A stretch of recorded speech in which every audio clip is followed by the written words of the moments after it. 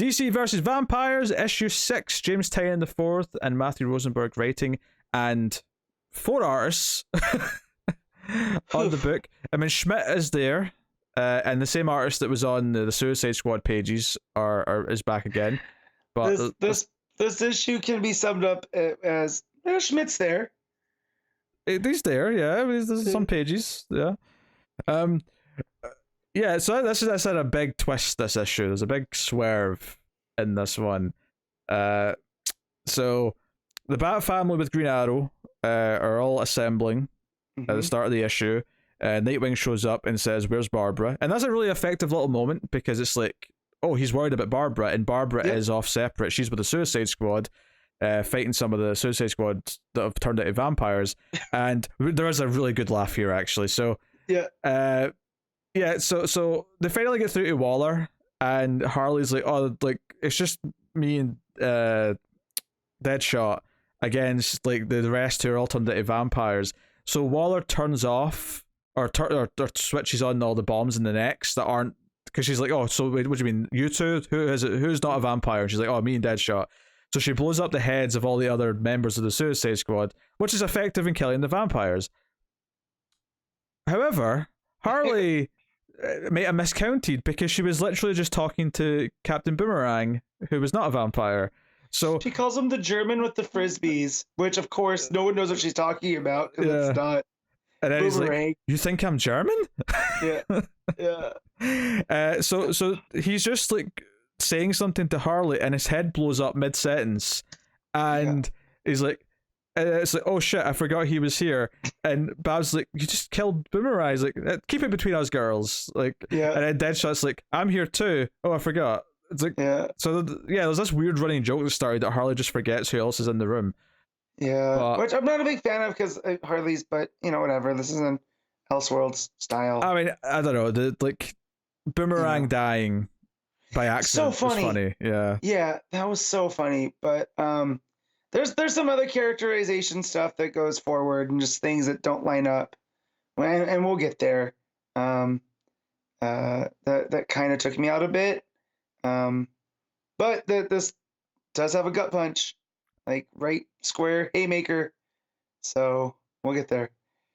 Yeah, so the Bat family are waiting for whoever to show up. It ends up being Wonder Woman and Hal show up, and they've got a trap planned. They've got like a solar panel, like light panels, and Batman intentionally gets himself trapped in the lasso, and when they turn these lights on, and then Hal starts like grabbing them all with his Green Lantern ring, and the whole big plan here is that he wouldn't suspect that Alfred would be the one who actually attacks him. So Alfred comes out from behind and chops off his arm with an axe, which effectively takes away the Green Lantern construct, as you'd imagine.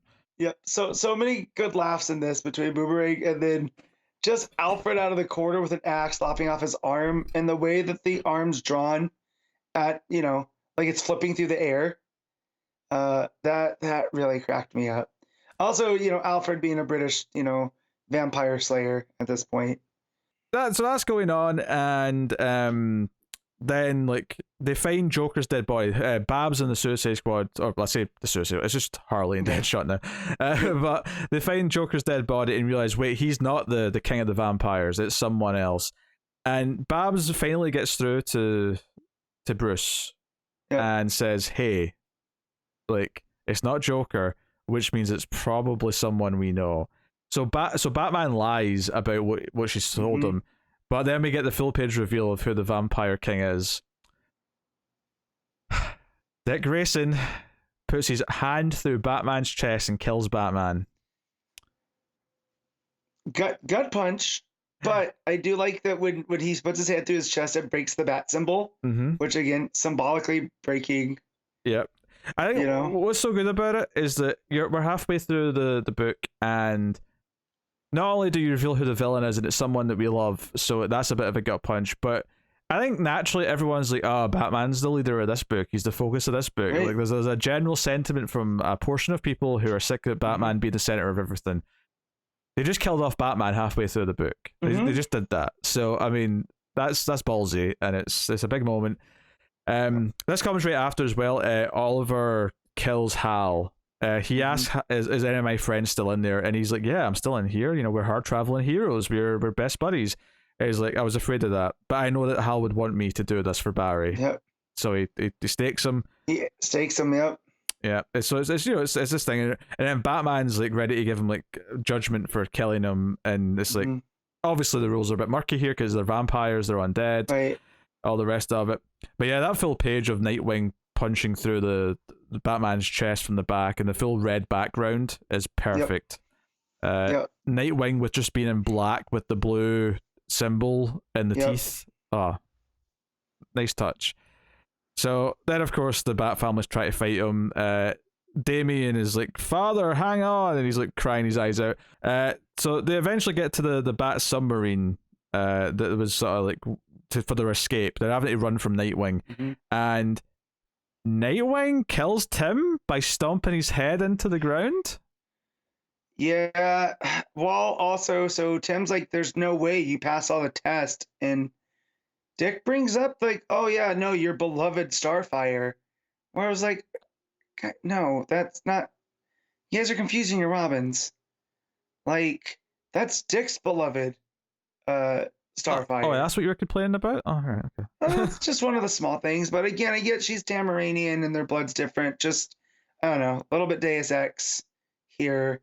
You know. Okay, I'll give you that line is weird. I actually kind of loved it. I loved how I love the fact that Dick immediately kills most of the Bat family. I think that's actually kind of wonderful. That's brutal in that way. I just the way that it's compiled, I don't like. And again, confusing the characters. Just I know it's an alternate Earth and whatever. Wait, but how is it compiled badly? What are you talking about? So just like the way that he monologues to Tim about about the Tamaranian blood and this, that, and the other, and just I don't know, it just didn't land with me. Okay. But I do like the idea. Again, I hate that Dick Grayson's the king of vampires, right? Because I'm supposed to. It's a turn that's worked effectively. Yeah, I love this scene. I mean, I agree that him saying your beloved Starfire is a bit weird, but other than that, like I loved him brutally killing Tim, who's kind of a fan favorite Robin, and then Jason gets a heroic thing because he wants to go back and try and save Damian. Even though like Oliver's like, nah, it's kind of too late for him. He's probably already gone. Yeah. Because Dick's already bit his neck. But then Jason gets bit by Wonder Woman, and he's going to get turned, even though he doesn't want to. Dick's like, no, sire him because he's going to be useful. He even cracks a joke about how, you've come back from the dead before, so this time will be better. He's such a prick. But then Jason says, do it, Oliver, and Oliver like stakes him from a distance, fires an arrow and kills him. Just to make sure he can't turn. So you get this big dramatic ending, and then it's like, okay, Dick's the leader of the vampires, and we get a montage effectively of like Superman burning the White House, Firestorm burning a forest, other heroes around reacting, and which I will say the art plummets for this page because it just changes completely to someone else, and it's really sort of wacky and cartoony versus the rest of the book. So yeah, the last page looks terrible, but it's like, okay, so Dick's the mastermind, and now it's Oliver, Alfred, Babs. Well, Babs is with Suicide Squad, but yeah, Babs I know. She's still Team Good. I'm just thinking about who's actually with their group. They've got Cass, because Cass gets injured, but she's still alive, because Oliver's carrying her onto the submarine. So you've got Oliver Queen, Cassandra Cain, Alfred, and then possibly Babs will get back to them from the two Suicide Squad members, but it's like, before you had this comfort of like, oh, Batman's got the whole Bat family, they're going to be fine because they're going to help each other, they're a tight unit, nothing can stop them.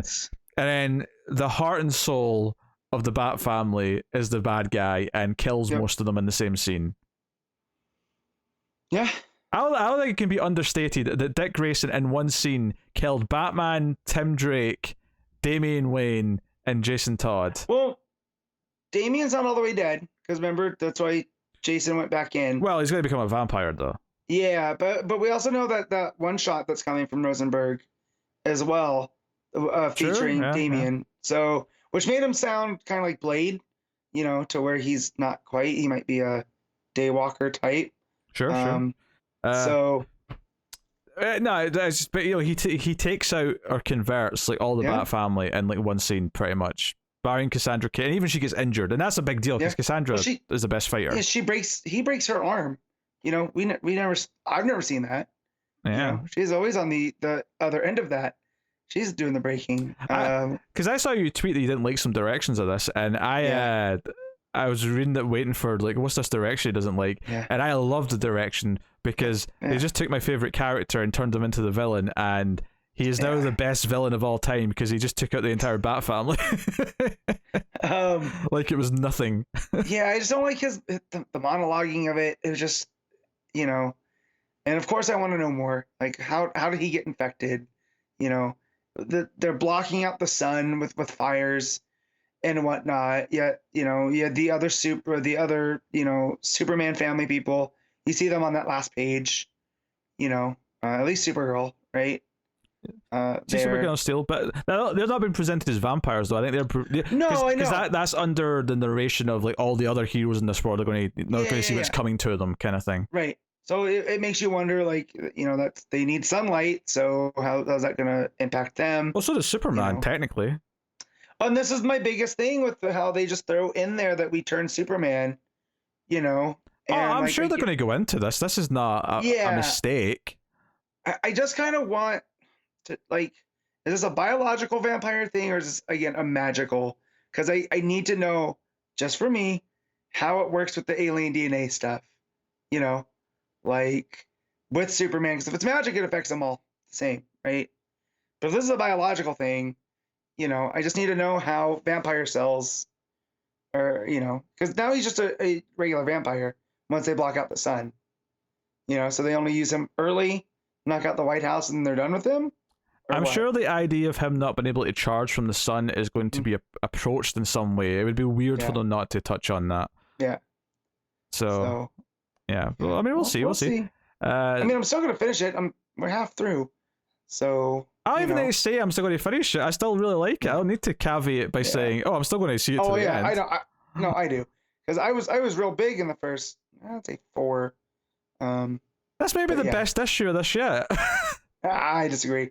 I still think it started with barring the fact that the art is all over the place because there's too many artists. That is a legitimate problem. But like, honestly, Dick Grayson's heel turn here is the best scene of the whole. It's a great heel turn, and I hate that it made me feel things. You know, and I love that it kind of put you into a false sense of security because him being concerned about Babs makes you think, because obviously in hindsight he's just wondering what's Babs up to. Is she going to like find out or ruin my cover? But in the moment you read it as he cares about Babs because that's how we think of things. Yeah, and her being on the cover, and like you look at this cover now, which is Nosferatu-esque, and it's Babs, and we know who the King of the Vampires is. It immediately made me worry about Babs, that maybe she won't make it back to them, and it's going to be this heartbreaking thing. Instead, they swerve me, and no, he's concerned because he doesn't want her discovering things, and now and you just know that he's going to now try and convince her to turn, because he probably still has feelings for her, so he's going to be like, join me in the everlasting vampire love, my dear. Yeah, and that's what was important about Hal saying that he's still in there. It's just different. For sure, yeah. You know, this is still Dick Grayson, you know, and that's what's the biggest tragedy. Yeah, and there was a debate at one point. Harley asked what happens to the headless vampires. Do the heads grow back? And I'm used to decapitation still killing a vampire. That still usually works. So I don't know if they're going to stick to that in this, or if they're actually going to have growing back heads. But we shall see. You gotta remove the head, stake the heart. You know, make sure you use silver. Fire works too. Burn them. Yep. Also, then if wood's their weakness, then Swamp Thing, man, he's our greatest. Yeah, Swamp Thing could just like grow a branch through their chest, and that's it. Done. That's it. Solomon Grundy. Oof. Start serving these. Where's Frankenstein and all this too? I want to see Frankenstein versus vampires.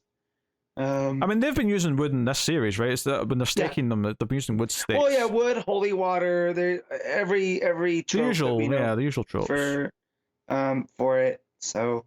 What are you rating this issue? I'm gonna give it a 7.5, mostly for that art that is shambles. But I'm gonna give this.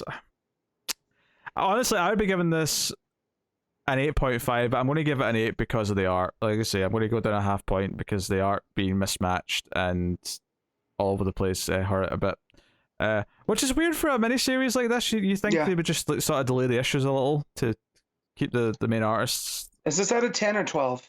12, I think. Maybe that's why they want to keep it going one per Yeah. month. I guess. So I that guess. might be why. So I could see that if it was 10, then we might have had a break. You know, like give Schmidt a break and we have like an all Suicide Squad issue.